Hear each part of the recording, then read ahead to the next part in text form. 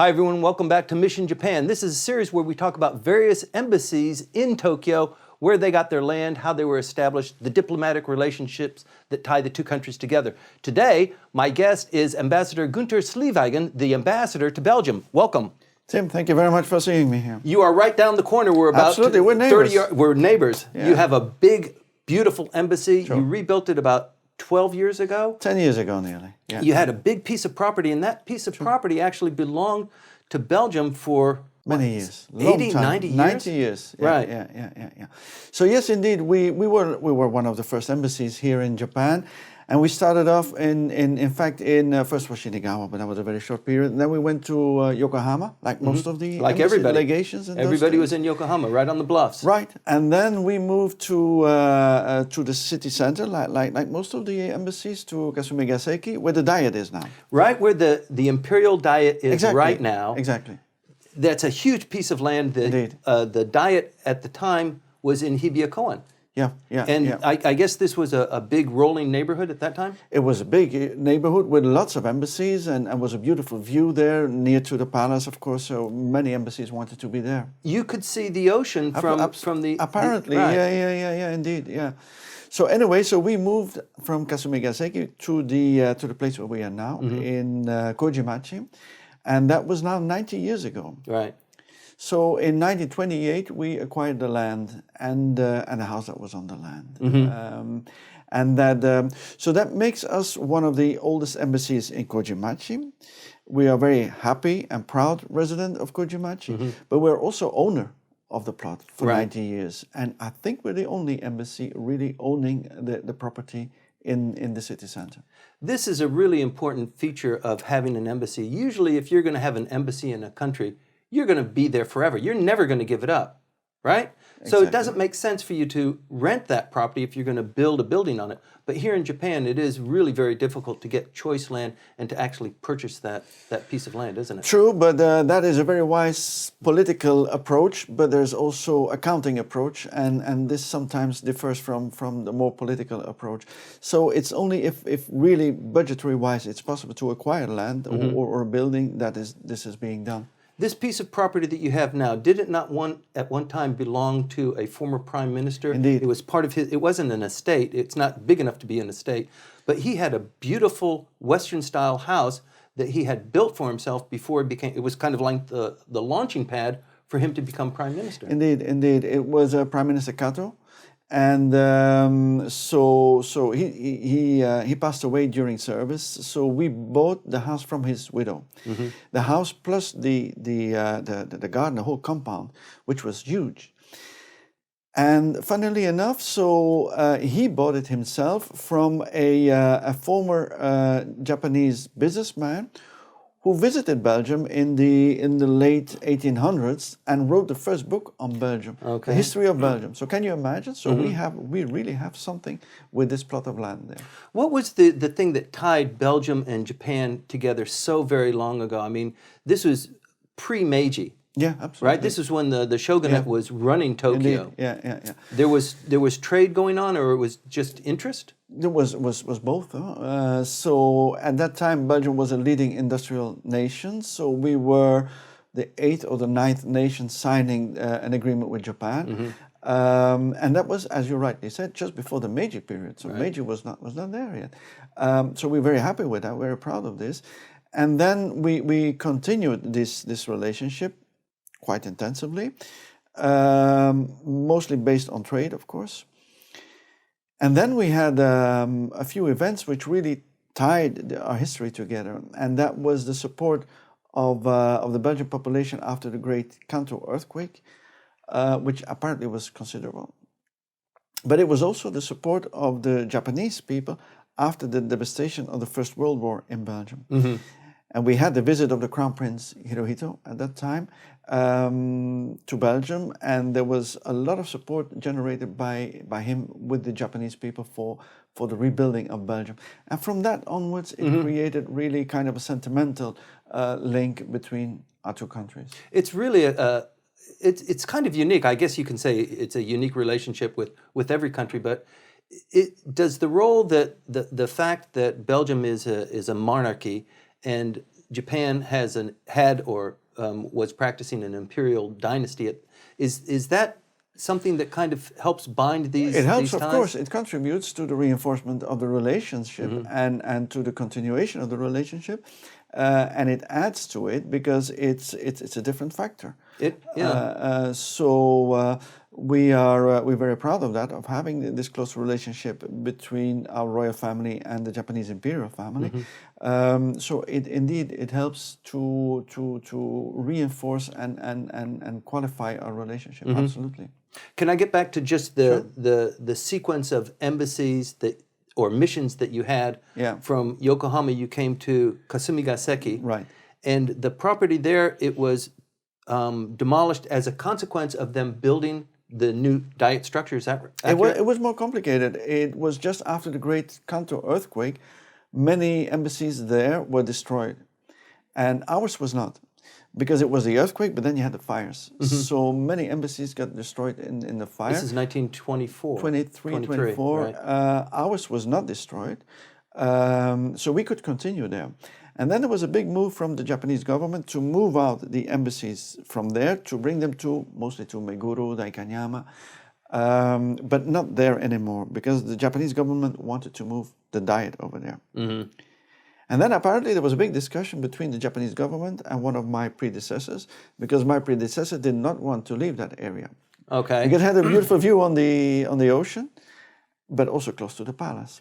So there was a big negotiation between both partners to find a new spot. I've seen the old maps of Tokyo at the time, and the gateway from Hanzomon Gate down towards Shinjuku, that wasn't curved yet, over by Jochi University, Sophia University. It was where the original gate was. And so where your embassy is now, it was much closer to the road, and it was just an enormous plot of land. Yes, yeah. So that land was elected thanks to the collaboration of the Japanese government as well, who wanted to move the Belgian embassy. So they had to do something. So we lost our view of the ocean, but we still have a view of the Fuji. How were you? So we're happy with that. Really? Yes. That's tremendous. How were you able to purchase a piece? I mean, that takes a tremendous. I mean, that's an act of state, isn't it? It is. It's an important decision, of course. So it was thanks to the good services of the Japanese government, who really wanted to move the Belgian embassy. So they had to come up with offers, with proposals of where to find a plot.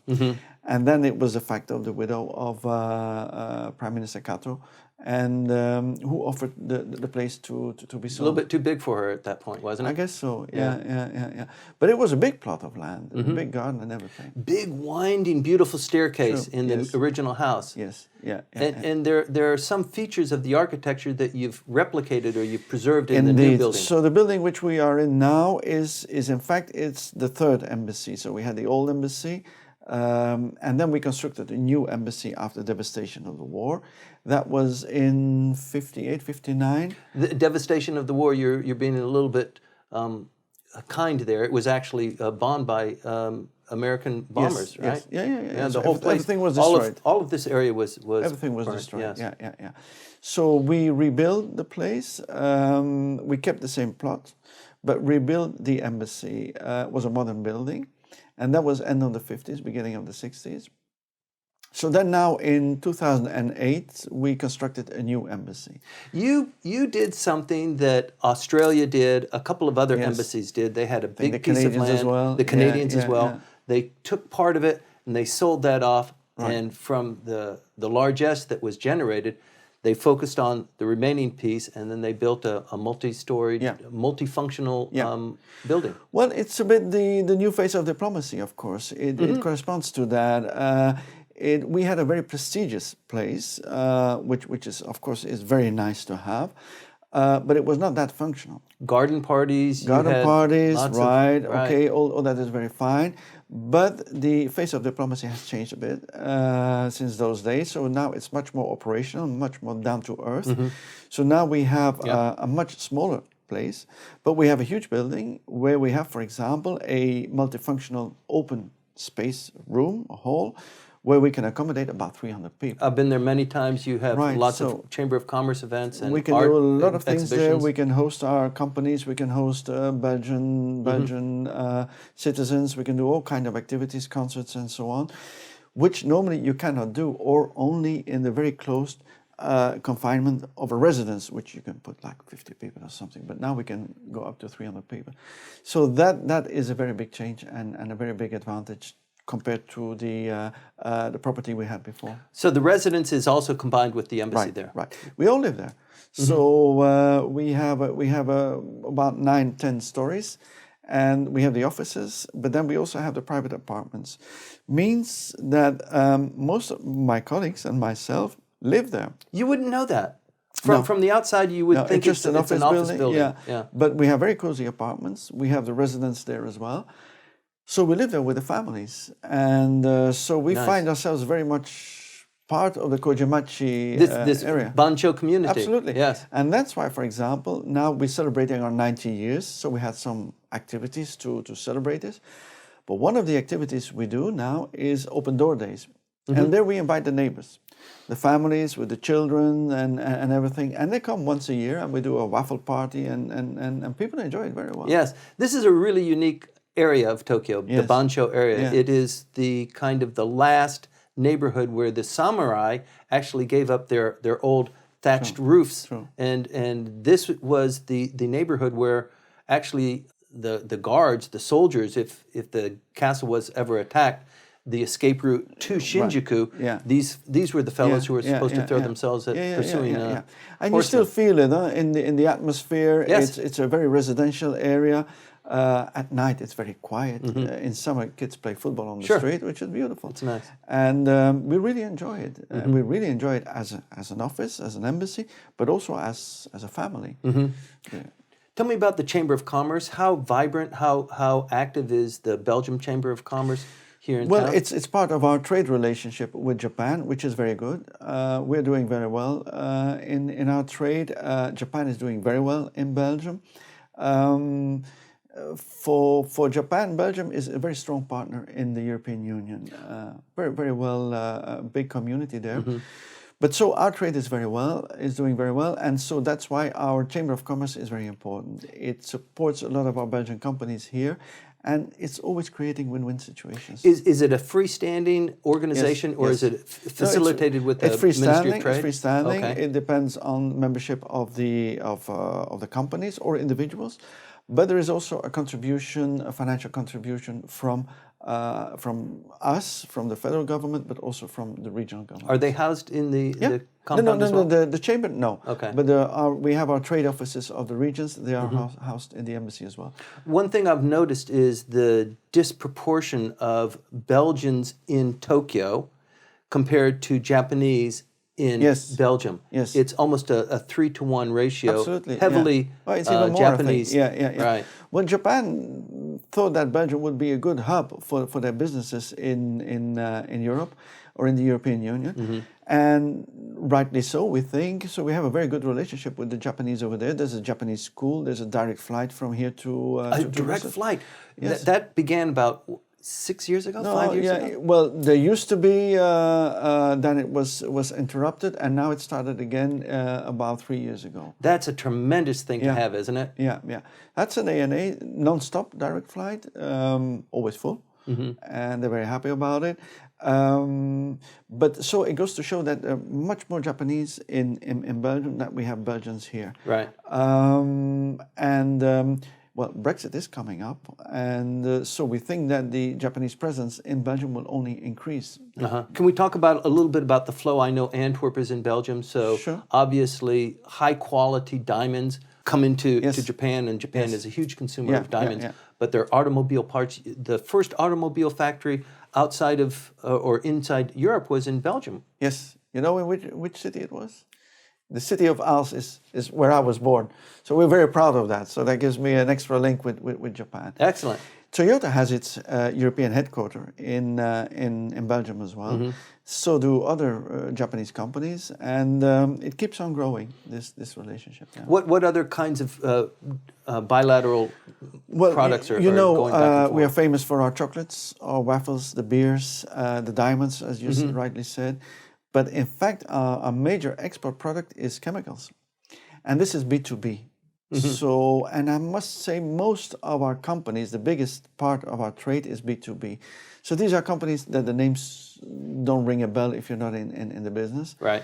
But a very long established economic relationship with their partners here in Japan. Is this because Belgium is mining chemicals or producing chemicals, or because it is a traditional shipping hub? It was a shipping around Antwerp, and Belgium, of course, has a lot of experience in research and development. Universities are doing very well.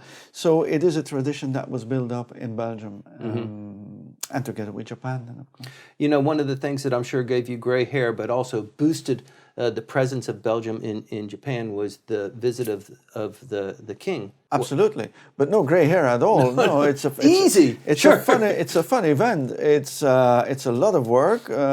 It needs a lot of flexibility and huge. understanding. I mean, that's a huge. It's huge. It's visit. Huge for every time you have a head of state visiting for an embassy. It's a huge work, especially for us because we're not that big either. Right. So we had to accommodate all this. But on the other hand, thanks to the Japanese collaboration, everything went very smoothly. Big entourage. Yes. What, 300 people? Yes, because we have the habit of having a royal visit, but then together with an economic mission. And so the companies are following. Yeah. So the official state visitors is limited. It's 20, 30 people max. But then you have everybody that comes with it, and a big economic representation, but also academic, also cultural. Because a state visit at this level, and that then brings me back to one of your first questions, to have a kingdom, to be a kingdom, to have a king, it opens doors. Yes. And then for us, it was a very good occasion to bring in cultural representatives and academic representatives, and it gave a big boost to our relationship. Do you mind if I ask where the king stayed? I stayed in a hotel. Okay, maybe the Okura?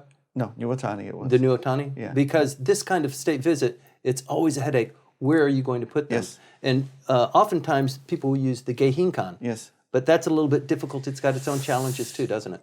The only challenge it has, in fact, is that you have a limited number of people who can stay there. So logistically, it's not easy to organize. And I think if you're a really big embassy, you can organize, because every time you have a movement from one place to another place, it's a logistical nightmare. Before we wrap this up, Japan sits on a rather high pinnacle with regard to foreign trade with Belgium, and Belgium also holds a relatively high position of trade with other foreign countries with regard to trade. Is it accurate to say that Japan is probably number 7 or 8 in terms of volume of trade that goes between? I mean, Belgium's right in the middle of Europe, so exactly. So the I don't know if it's 7 or 8, but it's really the top high, 10. isn't it? Now we have our free trade agreement, European Union and Japan, so it will only increase. So we have, of course, a trade balance which is very much in favor of Japan, but it doesn't matter so much. For example, Japan is exporting a lot of cars to Europe through Antwerp, but it brings a lot of jobs in the port of Antwerp as well. So you always have a win-win situation, even if your trade balance is not equal. Thank you very much for joining me on the show. It's really interesting to talk about your embassy and the mission here. The Belgian Embassy celebrating 150 years here in Japan, 90 years right here down the corner. Kojimachi. Thank you very much for joining us. Please stay tuned.